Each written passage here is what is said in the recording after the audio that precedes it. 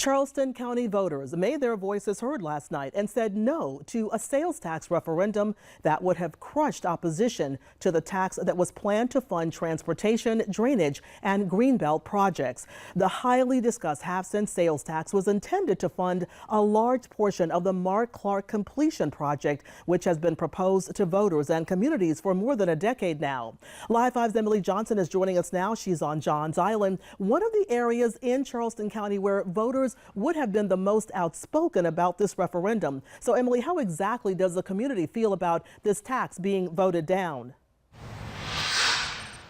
Well, Anna, today I went to go find those answers at different grocery stores and gas stations throughout Charleston County to see how voters really are reacting. And let me tell you, those results were pretty mixed. Now, the majority voted against this referendum and are happy that no changes will be made. But on the other hand, those who voted for the referendum are disappointed and really think that something needs to be done to combat traffic throughout the Lowcountry. Now, when we start to break down the numbers from last night, 61% of voters said no to the transportation sales tax and use referendum, with only 39% of voters choosing yes. This year's results are very different from the 2016 election on a similar half-cent tax, where Charleston County approved the referendum on a close vote, and nearly 52% saying yes and 48% of voters saying no. But some members of the community were upset after the 2016 referendum passed, with Charleston County officials removing the Mark Clark extension project from the list on the ballot, but later committed funding to the project without the voters' approval.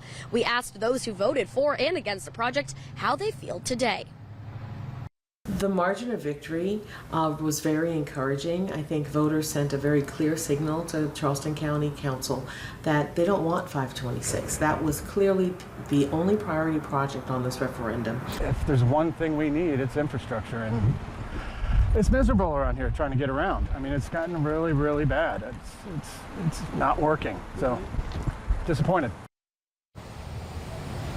The questions that now remain is, what is next? How will these projects be funded? And will the Mark Clark extension project completely die? The Coastal Conservation League has some answers and ideas at 6 o'clock, but we don't have any concrete answers yet from our local government. Reporting live on Johns Island, Emily Johnson, Live 5 News.